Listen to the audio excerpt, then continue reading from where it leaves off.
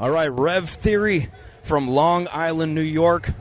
Chris here, and who do we have here from Rev Theory? I'm Maddie, the bassist and backing vocalist. Maddie joining us today from Rev Theory. Long Island. Are you from Long Island? No, so none of us are actually from Long Island. That's just Really? where we came together. Oh, yeah. okay. We're kind of scattered around. I grew up outside Philadelphia. We got Philly, Jersey, Boston, Vancouver. Nice. Was the original four, and the other three guys went to college outside of Boston, and That's then right. they met there, and then we all came together in New York. Nice. Yeah. That's how you guys started.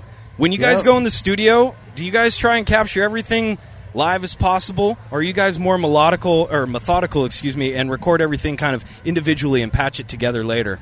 I mean, we try to capture live sound as much as possible, but inevitably, I feel like it gets stripped down, and then we go back and overdub and just track things as I go. Sure. The latest album, 2024's Salvation Nowhere. Yeah. It's almost a year old. It came out November 29th, I believe, last year. We've been playing the singles off of... you guys are a staple in rock radio. Nice. I mean, ever since you guys, Hell Yeah, the first single, Light It Up. Yeah. Those have been mainstays on our station ever since they broke, man. Like, I have a category that's Power 2000s, and there's only about 60 tracks in it, and 2 of them are Rev Theory tracks. Right on, man. So that's awesome. You're in that category of stuff that we still want to hear from that era that are just like banger tracks, Love you know? it. Yeah. So I wanted to ask about that. They've been on the theme of WrestleMania, TV shows, movies. What's that like to have a single that kind of works its way into the pop culture ethos, and it kind of becomes larger than just a single that you guys wrote? It's really cool, man. I mean, it's funny, like, you think those things kind of fade into the distance, but years and, a decade plus later, and people are still like, oh, the Blue Mountain State song? Yeah, Blue or Mountain like, State. oh, dude, The theme Randy from Randy Orton Orton. voices. Like, I hear it all the time, and, like, different age demographics, and it's like, oh, wow, you know about that? Like, Now, it's really cool. I got to ask, too, was that a personal thing for you guys with wrestling? Is that like, are you guys big fans, or did it just work its way in there?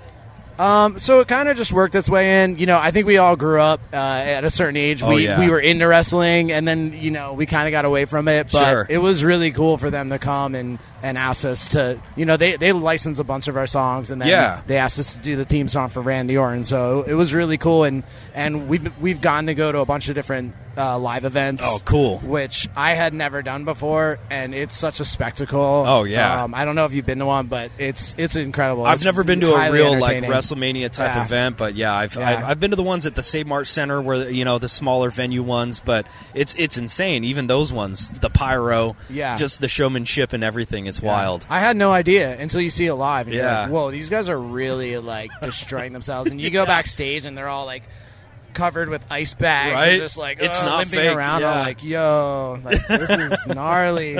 That's awesome. And all that one thing I will say about that organization is like everyone was so cool to us. Like, Oh, really? All the wrestlers were just like That's so awesome to hear. welcoming and like want to say hi and like take pictures and all that stuff. And, That's like, cool, really man. cool. Yeah, Hell yeah. We're yeah. hoping to do some stuff with them next year, possibly. Oh, really? So Maybe- stay tuned on that. Okay, cool little thing there. You also did a collaborative album recently with Darth Marley. Yeah. So What's the deal with that? So actually, I didn't know anything about Darth Marley before I started listening to those tracks. I'm like, well, Yeah. who is this guy? So that was kind of something that came out of Julian and I were a writing team for a long time when the band kind of was, just not really touring as much, and Sure. we lived in LA together, and we were writing stuff, and we had a lot of projects that came out of that.